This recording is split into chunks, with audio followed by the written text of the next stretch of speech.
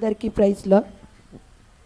ఇవి ప్రభు రాకడ దినాలు. క్రైస్తవుల్లో ఏ మాట విన్నా, ఏ మాట పలికినా, ఏ పాట పడినా, ఏ ప్రసంగం విన్నా, సందేశం విన్నా, ఏ హెచ్చరికను విందామన్నా ముఖ్యాంశంగా నిలబడింది రాకడను గూర్చి. ఈ రాకడను గురించిన సత్యాన్ని ప్రతి ఒక్కరూ తెలుసుకోవాలని, మెలకు కలిగి ఉండాలని ప్రభు అనేక ఉపమానాలుగా బోధించారు. అందులో ఈ ఒక ఉపమానమే 10 మంది కన్యకలు. ఆత్మీయ స్థితిని బట్టి కొందరు సిద్ధపాటు కలిగి బుద్ధిగా నడుచుకున్నారు, మరికొందరు తమ అజ్ఞానాన్ని బట్టి బుద్ధిహీనంగా ప్రవర్తించారు. అయితే అలా బుద్ధిగా ఉన్న వారి సంగతి మరియు బుద్ధిహీనంగా ప్రవర్తించిన వారి సంగతి ఏమైందో మనం ఈ స్కిట్ ద్వారా గమనించి మన ఆత్మీయ జీవితాలలో మెలకువలను తెచ్చుకుంటారని ఆశిస్తున్నాం. మేరీ, ఈమె తన జీవితాన్ని పరిపూర్ణముగా దేవునికే సమర్పించిన పరిపూర్ణమైన వ్యక్తి. ఇక్కడే కదా అందరం కలుసుకోవాల్సింది, ఇంకా ఎవరూ రాలేదేంటి? ప్రభువా, ఈ అపూర్వ దినాన్ని మా జీవితాల్లో ఇచ్చినందుకు నీకెన్నో వందనాలు. ఈమె పేరు హన్నా, దేవునికి బహు విధేయస్తురాలు. వందనాలు హన్నా. ఇంకా ఎవరు మన వారు రాలేదా?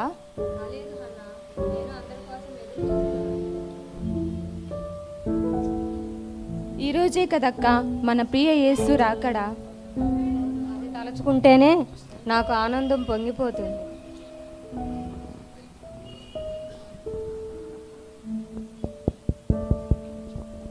ఇంకా ఎవరో వస్తున్నట్టున్నారక్క.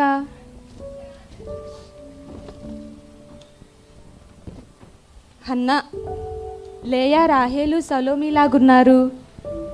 సలోమి ఈమె గొప్ప విశ్వాసురాలు. లేయా ఈమె దేవుని యందు జయశాలిగా నిలబడిన వ్యక్తి. రాహేలు దేవుని యందు భయభక్తులు కలిగిన స్త్రీ. సలోమి, లేయా, రాహేలు, వందనాలు. సలోమక్క, లేయక్క, రాహేలక్క, మీ అందరికీ నా వందనాలు. అన్నా, చాలా ఆనందంగా ఉన్నట్లు కనబడుతున్నావే. ఈ ఆనందం కోసమే కదక్క ఈ లోకాన్ని కాదని ఆ యేసుని వెంబడించింది. అవును, అది నిజమే కదా. ఆయన మనకుండగా ఈ లోకంలో మనకి ఏం కావాలి? ఆయన మించిన ప్రేమ ఈ లోకంలో మనకి ఎక్కడ దొరుకుతుంది?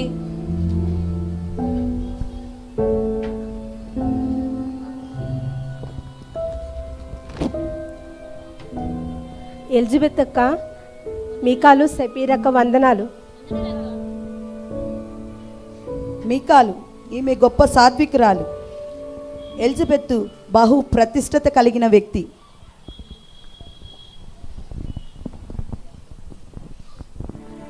సలోమి, ఎవరి ప్రేమ గురించి మాట్లాడుకుంటున్నారు? ఇంకెవరి ప్రేమను గురించి చెప్తానక్క, మన దేవుని ప్రేమను గురించే కదా.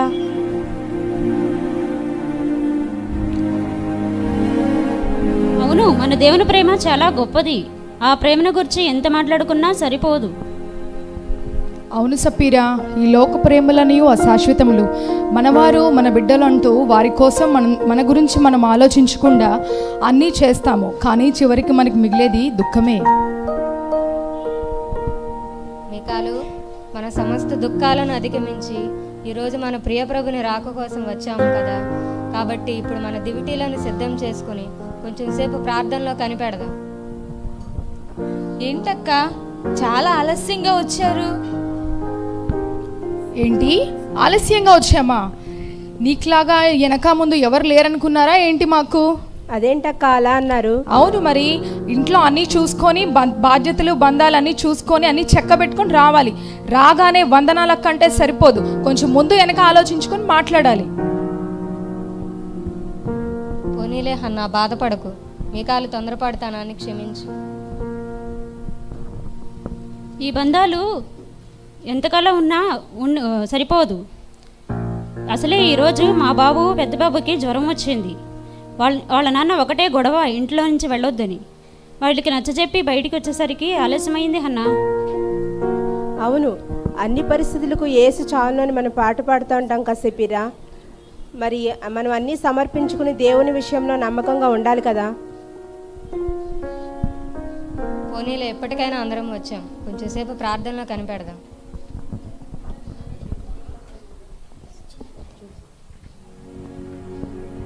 సరే, ఈ ఐడియా ఏదో చాలా బాగుంది, ప్రార్థన చేసుకుందాం. అవును, మీ డ్యూటీలు మీలో కొంతమంది డ్యూటీలతో పాటు నూనె బుడ్డీలు తెచ్చుకున్నారు. ఓహో, అందరూ వచ్చేసారా? అందరికీ వందనాలు. నా హృదయం ఎంతో పట్టసఖ్యం కాని ఆనందంతో ఉంది. పగిలిపోతుందేమో అనిపిస్తుంది. దేనా గృహంలో కొంచెం ఆలస్యమైంది, క్షమించాలి. అయినా మీలో కొంతమంది డ్యూటీలతో పాటు నూనె బుడ్డీలు తీసుకొని వచ్చారు. అయినంత అవసరం ఏముంది?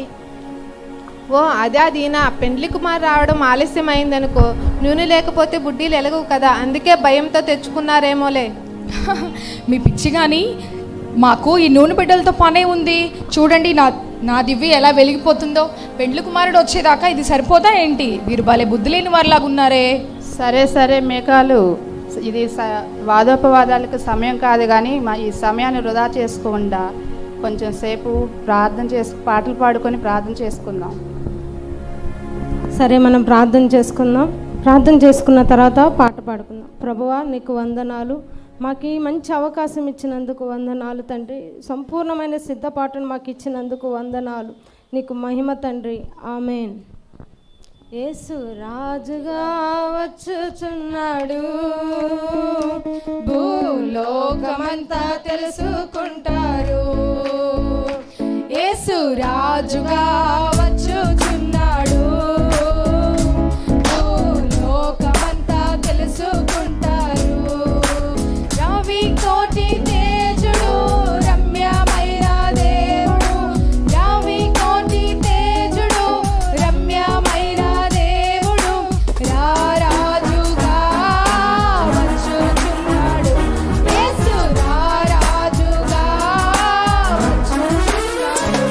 యేసు రాజుగా వచ్చుచున్నాడు, భూలోకమంతా తెలుసుకుంటారు.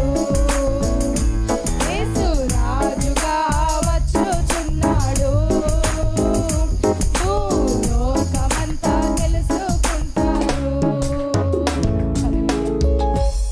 ప్రార్థన చేసుకుందాం. ఎలాగో ఇదే చివరి కూడిక కాబట్టి ఒకసారి మన జీవితాలను మనం స్వపరీక్ష చేసుకుందాం. ఇప్పుడు మన అందరి జీవితంలో మన దేవుని సాక్ష్యాలు చెప్పుకుందాం. మీకాలక, మీ జీవితంలో ఏం జరిగిందో ఒక దేవుని సాక్ష్యం చెప్పవా?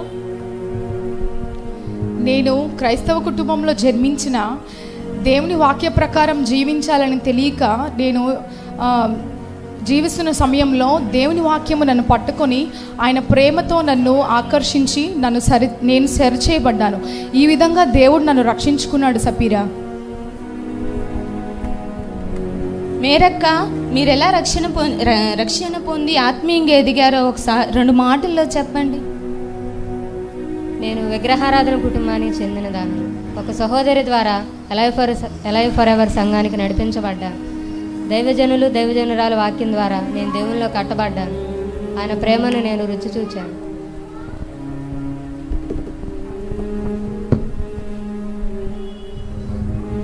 ఎలిజబెత్ అక్క, నువ్వు ఎలా రక్షించబడ్డావు? మాకు ప్రభు గురించి తెలియదు, కానీ నేను చనిపోయినప్పుడు ప్రార్థించినప్పుడు నేను బ్రతికాను. అందువల్ల ఈ బ్రతికిన జీవితం ప్రభు కొరకు జీవించాలని ఆయన కోసమే జీవిస్తున్నాను. రాహేలక్క, మీరు ఎలా రక్షించబడ్డారు? మేము మానసికంగాను శారీరకంగాను మన అనారోగ్య సమస్యలతో మేము బాధపడుతున్నప్పుడు దేవుడు మరి కృంగి ఉన్న మమ్మల్ని ఆయన ఓదార్చి ప్రతిష్ఠిత కలిగిన దైవజన వద్దకు మమ్మల్ని నడిపించి ఆయన ఆత్మీయ సంఘంలో మమ్మల్ని కట్టబడి ఈ విధంగా రక్షించుకున్నారు దేవుడు మమ్మల్ని. హన్నా అక్క, మీరు దేవునిలో ఎలా కట్టబడ్డారు? దేవుణ్ణి తెలుసుకున్నాం, కానీ ఎండిపోయిన జీవితంలో ఉన్నాం. ఎంతో దుఃఖించాం. మాకు అండగా నిలిచేదెవరు, మాకు దేవుని గురించి వివరంగా చెప్పేది ఎవరు అని ఎంతో రోధిస్తూ ఉన్నాను. అయితే ఒక సహోదరి ద్వారా ఈ చర్చికి నడిచాను. దైవజనుడు చెప్పినటువంటి ప్రతి మాటను హృదయపూర్వకంగా తీసుకున్నాను. పాస్టర్ గారు చెప్పినటువంటి ఉపవాస ప్రార్థనల్లో కానీ ప్రతిరోజు సంఘంలో ఆదివారం చెప్పేటువంటి వాక్యాల ద్వారా నన్ను నా కుటుంబాన్ని కట్టుకొని ఈరోజు పచ్చని చెట్టు వలె ఉన్నాను. సరే, ప్రార్థన చేసుకుందాం అందరం.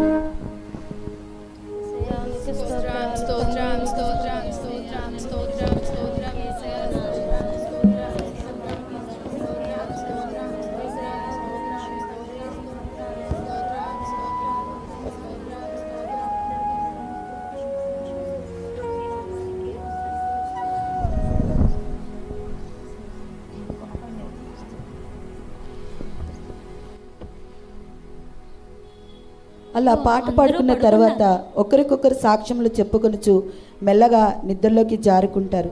ఇంతలో ఒక శబ్దం పెద్దగా వినబడుతుంది. ఇదిగో పెండ్లి కుమారుడు, ఆయన్ని ఎదుర్కొనరండి.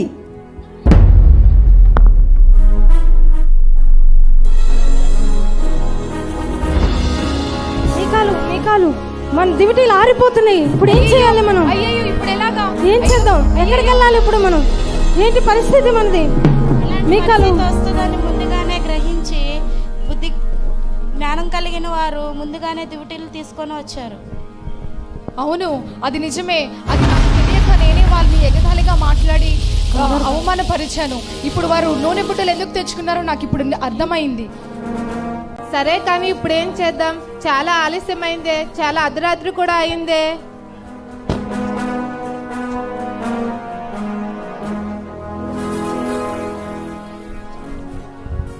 సబీరక్క, నా దివిటి ఆరిపోవడానికి సిద్ధంగా ఉంది. నీ దివిటిలో నూనె నాకు కూడా కొంచెం ఇవ్వా. అయ్యో మిత్రులారా, మమ్మల్ని క్షమించండి. మీకును సరిపోదేమో, మీరు అమ్మవారి వద్దకు పోయి కొనుక్కొని రండి. రండి, అమ్మవారి దగ్గరికి వెళ్దాం. వారు ఎక్కడున్నారో మనం వెతుక్కుందాం. రండి, ఎక్కడ అమ్మవారు ఎక్కడున్నారు? అమ్మవారు రండి.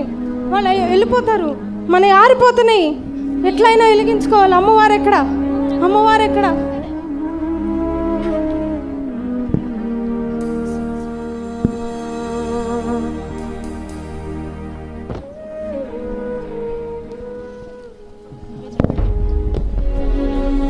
పెళ్లి కుమారుడు వచ్చేసాడు. వాళ్ళు వెళ్ళిపోయారు. ఆసీనుడా, పరిశుద్ధుడా,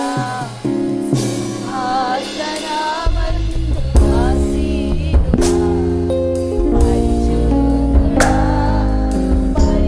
పరిశుద్ధుడా,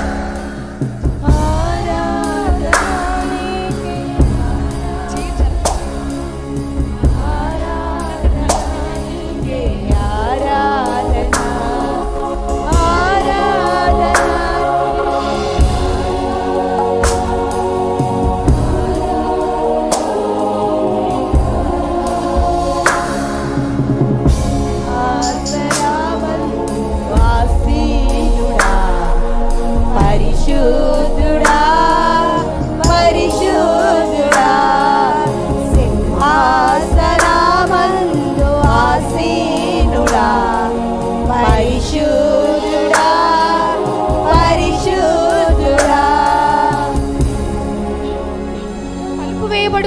ఇక్కడ ఏదో తలుపు ఉంది. మన వారు ఇందులో నుంచి లోపలికి వెళ్ళుంటారు. సరే, కొడదాం. అయ్యా, తలుపు తీయండి. అయ్యా.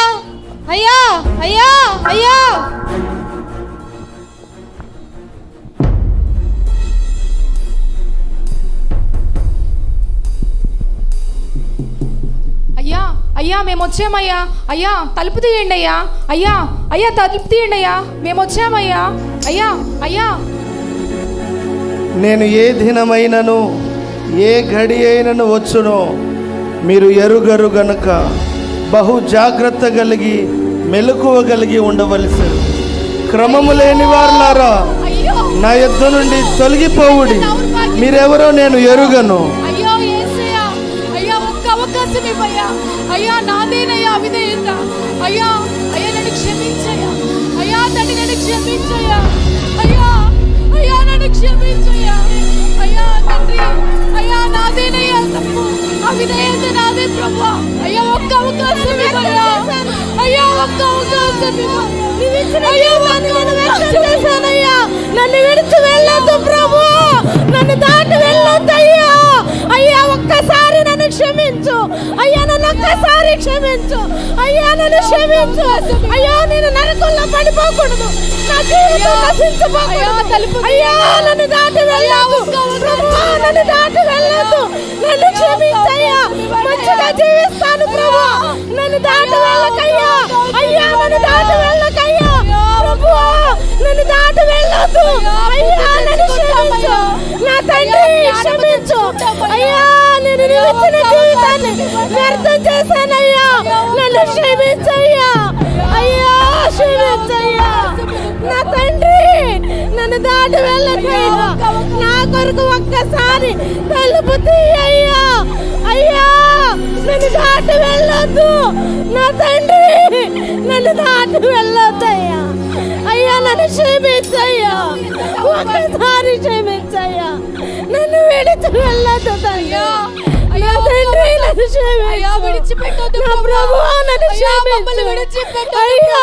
యేసయ్యా మేము ఎక్కడికి పోవాలి అయ్యా, తలుపు తీయ్యా అయ్యా. యేసయ్యా నన్ను క్షమించయ్యా అయ్యా, నన్ను క్షమించు, నన్ను దాటి వెళ్ళొద్దు నా తండ్రి అయ్యా. అనిత్య నరకాగ్నిలో నా జీవితం నశించకూడదయ్యా. అయ్యో మారణాగ్నిలో నేను ఉండకూడదయ్యా. అయ్యో నన్ను క్షమించు నా తండ్రి, నన్ను క్షమించయ్యా. అయ్యో అయ్యో యేసయ్యా.